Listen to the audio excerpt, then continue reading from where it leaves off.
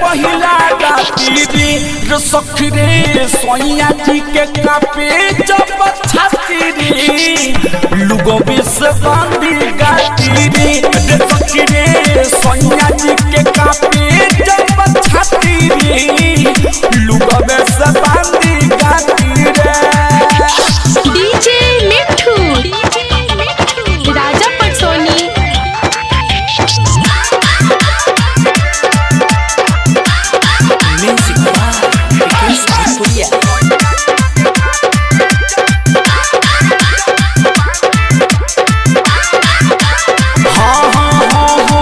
देखिए के डॉट गोइनी रात भर हम जगनी सादा धापा फेर देले गरदा हो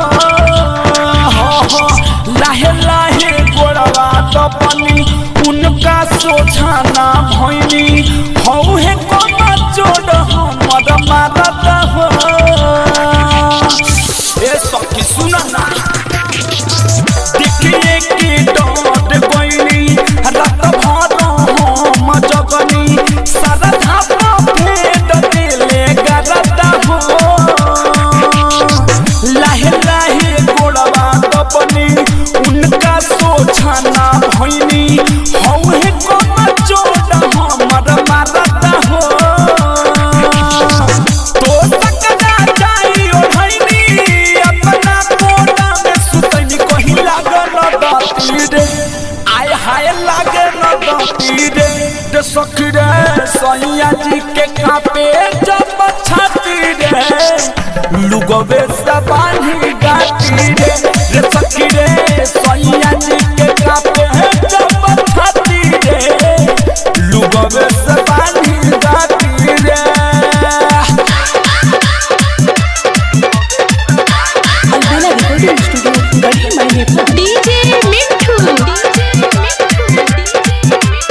राजा पटसोनी।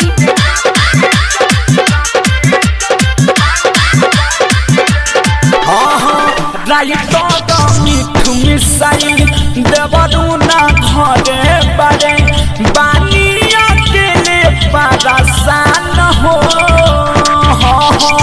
अशोक लबेला भसुरा कोइले सोहर बारे टिंकू सुपारी से बनी हरान हो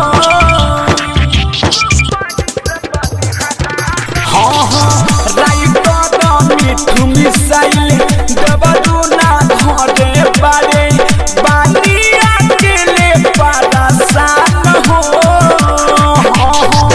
अशोक लबेला भसुरा कोइले सोहर बाटे टिंकू सुपारी से बनी हरान हो